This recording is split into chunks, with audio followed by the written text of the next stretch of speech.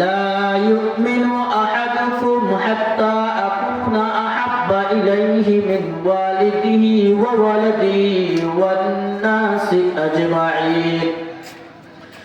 وقال رسول الله صلى الله عليه وسلم: من أحب سنتي فقد أحبني ومن أحبني كان معي في الجنة أو كما قال عليه الصلاة والسلام. درشر بري اللهم صل على محمد وعلى آل محمد كما صليت على إبراهيم وعلى آل إبراهيم إنك حميد مجيد. اللهم بارك على محمد وعلى آل محمد كما باركت على إبراهيم وعلى آل إبراهيم إنك حميد مجيد. الحمد لله. মৌলভীনগর জামে মসজিদের উদ্যোগে নবমতম বার্ষিক ওয়াজ মাহফিলে সম্মানিত সভাপতি সাহেব, মঞ্চে উপবিষ্ট উলামায়ে কেরাম, প্যান্ডেলে উপবিষ্ট যুবক ভাইয়েরা, দিন দরদি মুসল্লিয়ানে আযম, পর্দার আড়ালে মা ও বোনেরা, আজকের এই মাহফিলে আমরা বসতে পেরেছি, এজন্য সকলেই শুকরিয়া আদায় করি আলহামদুলিল্লাহ। সর্বপ্রথম কৃতজ্ঞতা প্রকাশ করতেছি সেই মহান রবের, যিনি আমাদেরকে এই ফিতনা ফাসাদের জামানায় সকল প্রকার কাজকর্ম থেকে ফারেক করে জালিসুর রহমান বেহেশতে বসার সুযোগ করে দিয়েছে, এই জন্য সকলেই শুকরিয়া আদায় করে আলহামদুলিল্লাহ। পাশাপাশি সেই সকল ভাইদের কৃতজ্ঞতা প্রকাশ করি যারা অনেক কষ্ট করে, পরিশ্রম করে, টাকা পয়সা দিয়ে, বুদ্ধি দিয়ে এই জাতীয় জালিসুর রহমান ওয়াজ ও দোয়ার মাহফিলের আয়োজন করেছে। তারা ইচ্ছে করলে কোনো গান বাজনা ইত্যাদির আয়োজন করতে পারতেন, তা না করে আল্লাহকে ভালোবেসে, রসুলকে ভালোবেসে আজকের এই এত সুন্দর একটা আয়োজন করেছেন, এজন্য তাদেরও আমরা কৃতজ্ঞতা প্রকাশ করি। পাশাপাশি আমরা দোয়া করি সেই সকল বক্তাদের এবং অতিথি যারা আছেন তাদের সকলের আল্লাহ যেন সহি সালামতে আজকের এই মাহফিলে যাদেরকে দাওয়াত করা হয়েছে সকলকে যেন সুস্থতার সহিত নিরাপদে এই মাহফিলে আসার তৌফিক দান করে, সকলেই বলে আমিন। আমি আপনাদের সামনে একটা আয়াত তেলাওয়াত করেছি, একটা হাদিস তেলাওয়াত করেছি। আয়াতের সংক্ষিপ্ত এবং সহজ সরল তরজমা হলো, আল্লাহ বলতেছেন, ওয়ামা কানা লিমুমিনিন ওয়ালা মুমিনাতিন ইযা ক্বাদাল্লাহু ওয়া রাসূলুহু আমরান আন ইয়াকুনা লাহুমুল খিয়ারাতু মিন আমরিহিম। এই আয়াতের তরজমা হলো, আল্লাহ এবং আল্লাহর রাসূল যখন কোনো একটা বিষয়ের আদেশ করে তখন কোনো মুমিন পুরুষ এবং মুমিনা নারীর উচিত নয় আল্লাহর এই আদেশের বিরোধিতা করে সেই আদেশটা পালন না করা, বরং তার ইচ্ছামতো চলা, আল্লাহর আদেশ এবং রাসূলের আদেশকে অমান্য করা, এইটা কোনো মুমিন পুরুষ এবং মুমিন নারীর জন্য উচিত নয়। পাশাপাশি একটা হাদিস তেলাওয়াত করেছি, আল্লাহর নবী বলেন, মান আহাব্বা সুন্নতি ফাকাদ আহাব্বানি ওয়া মান আহাব্বানি কানা মাই ফিল জান্নাহ। সরকারে দো আলম বিশ্বনবী মুহাম্মদুর রাসূলুল্লাহ সাল্লাল্লাহু আলাইহি ওয়াসাল্লাম বলেন, যে ব্যক্তি আমাকে মুহাব্বত করবে সে যেন আমার সুন্নাতকে মুহাব্বত করে, আর যে আমার সুন্নাতকে মুহাব্বত করবে সে আমার সাথে জান্নাতে থাকবে। সুবহানাল্লাহ বলেন। আমরা কি বললাম? মান আহাব্বা সুন্নতি ফাকাদ আহাব্বানি। আল্লাহর নবী বলেন, যে আমার সুন্নাতকে ভালোবাসবে, মুহাব্বত করবে, সে আমাকে মুহাব্বত করলো, আর যে আমাকে মুহাব্বত করলো সে আমার সাথে জান্নাতে যাবে। বিশ্ব নবীকে মুহাব্বত করতে হবে। আল্লাহর নবী বলেন, শুধু মুখ দিয়ে তুমি বললা আমি নবীকে মুহাব্বত করি, আমি মুহাব্বত করি নবীকে, আমি নবীর আশিক, আমি করি, তুমি শুধু মুখ দিয়ে বললে সেটা হবে না। আল্লাহর নবী বলেন তোমার মুহাব্বতটা কতটুকু পরিমাণ মুহাব্বত করতে হবে। ওয়ালা ইউমিনু আহাদুকুম হাত্তা আকুনা হাব্বা ইলাইহি মিন ওয়ালিদিহি ওয়া ওয়ালাদিহি ওয়ান নাসি আজমাইন। আল্লাহর নবী বলেন তোমাদের মধ্য থেকে কেউ প্রকৃত মুমিন হতে পারবে না যতক্ষণ পর্যন্ত সেই লোকটা আমাকে তার সন্তান থেকে বেশি মুহাব্বত না করতে পারবে, তার বাবা মা থেকে বেশি মুহাব্বত না করতে পারবে, সমস্ত মানুষ থেকে যতক্ষণ পর্যন্ত আমি নবীকে মুহাব্বত করবে না ততক্ষণ পর্যন্ত সেই লোকটা পাক্কা মুমিন হতে পারবে না। তার মানে পাক্কা মুমিন হওয়ার জন্য আল্লাহর নবীকে আমার সন্তানের চেয়ে বেশি মুহাব্বত করতে হবে, আমার বাবার চেয়ে বেশি মুহাব্বত করতে হবে, আমার ব্যবসা বাণিজ্যের চেয়ে বেশি মুহাব্বত করতে হবে, সব কিছুর চেয়ে বিশ্ব নবীকে সবচেয়ে বেশি মুহাব্বত করতে হবে। আল্লাহর নবী বলেন এইভাবে যারা আমাকে মুহাব্বত করবে এই লোকটা সরাসরি আমার সাথে জান্নাতে থাকবে। সুবহানাল্লাহ। এই রাসূলকে মুহাব্বত করেছেন সাহাবায়ে কেরাম। সাহাবায়ে কেরাম রাদিয়াল্লাহু তাআলা আনহু কিভাবে রাসূলকে মুহাব্বত করেছেন দু একটা উদাহরণ দেই। আল্লাহর নবীর একজন সাহাবা হযরতে আবু তালহা রাদিয়াল্লাহু তাআলা আনহু শিশু সাহাবা, তার বাবার নাম হলো বারারা। বারারার ছেলে আবু তালহা রাদিয়াল্লাহু তাআলা আনহু বাচ্চা মানুষ, ছোট মানুষ, কেবল হাঁটতে পারে, কথা বলতে পারে। 5 বছর 7 বছর বয়স হয়েছে, 8 বছর বয়স হয়েছে, এই পরিমাণ বয়সের একটা বাচ্চা আবু তালহা বাবার আঙ্গুল ধরে আস্তে আস্তে আস্তে আস্তে হেঁটে হেঁটে মসজিদে এসে বিশ্ব নবীর কাছে মসজিদে নববীতে নামাজ পড়ে। এভাবে কয়েকদিন যাবত নামাজ পড়ার পর আবু তালহা বলে, ও বাবা, আমি তোমাকে একটা অনুরোধ জানাচ্ছি। ওই বাবা, তোমার সাথে যে আল্লাহর নবীর সুন্দর চেহারা দেখে আমি তো রাসূলকে ভালোবেসে ফেলছি বাবা।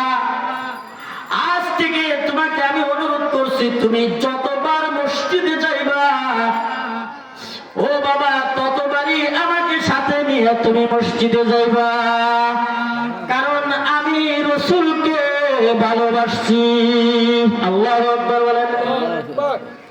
শিশু সাহাবা আবু তালহা বাবার সাথে মসজিদে যায়। বাবাকে জিজ্ঞাসা করছে আল্লাহর নবী, ও বারারা, সে কে? বারারা বলেন, ও নবী, তিনি হলেন আমার সন্তান, যিনি আপনাকে ভালোবাসছেন, আপনাকে ভালোবাসে, যার কারণে প্রত্যেক ওয়াক্ত নামাজের সময় আমি তাকে আপনার সাথে নামাজ পড়ানোর জন্য নিয়ে আসি, কারণ আবু তালহা আমার ছোট শিশু বাচ্চাটা আপনাকে ভালোবাসে। আল্লাহর নবী বলেন, তাই নাকি? ঠিক আছে। যখন শুনছে আবু তালহা আল্লাহর নবীকে ভালোবাসে, আল্লাহর নবীও তাকে ভালোবাসা শুরু করছেন। এভাবে দুইজন দুইজনকে ভালোবাসে, দুইজন দুইজনকে ভালোবাসে।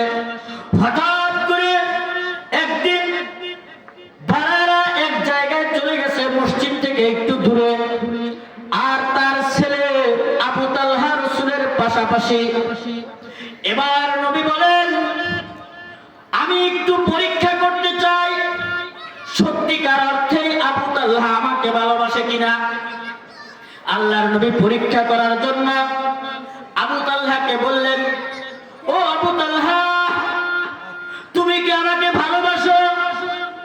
হয় হয় ইয়া রাসূলুল্লাহ, আমি আপনাকে ভালোবাসি। তুমি কি তোমার বাবা মার চেয়েও আমাকে ভালোবাসো? হয় ইয়া রাসূলুল্লাহ, আমার আব্বা আম্মার চেয়েও আপনাকে বেশি ভালোবাসি। হয় ঠিক আছে, যাও, এই যে তরবারি নাও, এই যে তোমার হাতের মধ্যে একটা তরবারি দিলাম, এবার এই তরবারি দিয়ে তোমার বাবার কল্লাটাকে দ্বিখণ্ডিত করবা। যাও, দেখি আমাকে কেমন ভালোবাসো। আবু তালহা আল্লাহর নবীকে ভালোবেসে আল্লাহর নবীর আদেশ পালন করার জন্য তরবারি নিয়ে গেছে, ছুটছে বাবাকে আক্রমণ করবে, তার কল্যাণে আসবে। বিশ্ব নবী পিছন দিকে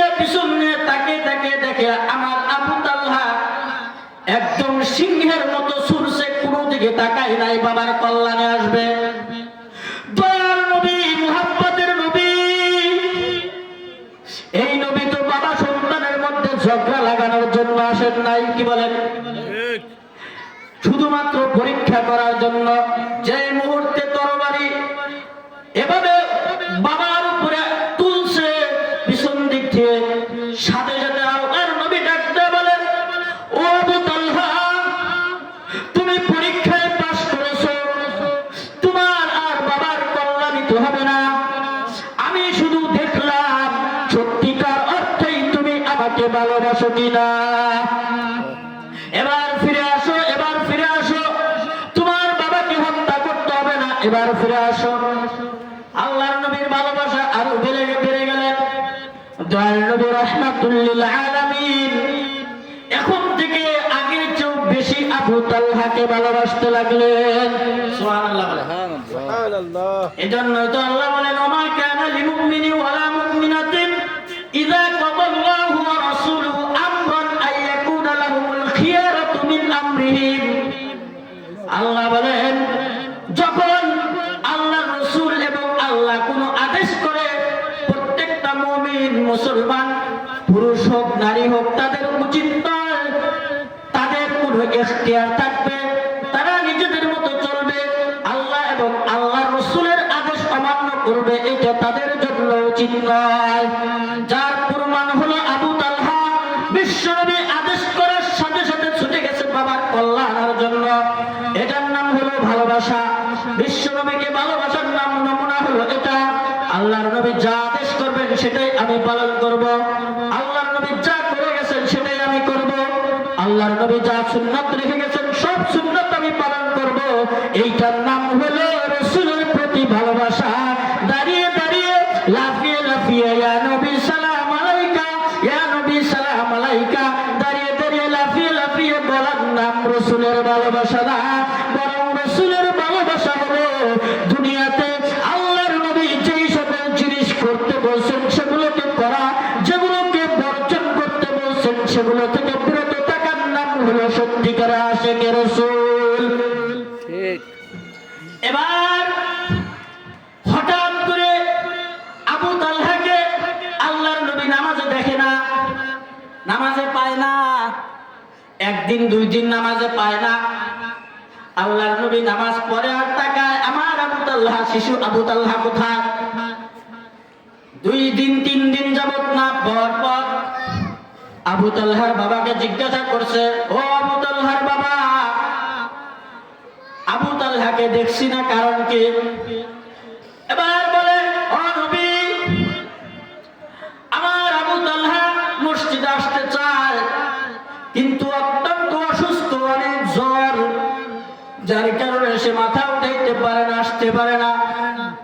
এবার আল্লাহর নবী বলেন, তাহলে চলো আমি সেই আমার ভালোবাসার পাত্র আবু তালহাকে দেখতে যাব। এবার রাসূল কারীম সাল্লাল্লাহু আলাইহি ওয়াসাল্লাম আবু তালহাকে দেখতে গেলেন বাড়িতে, তার মাথায় হাত রাখলেন, তার জন্য দোয়া করলেন।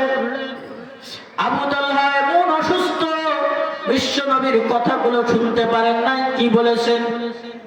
আল্লাহর নবী তার আব্বা আম্মাকে বলে আসছে, ও আবু তালহার বাবা মা, যদি আবু তালহা মারা যায় তাহলে আমাকে খবর দিও, আমি নিজে এসে আবু তালহার জানাজা পড়াবো।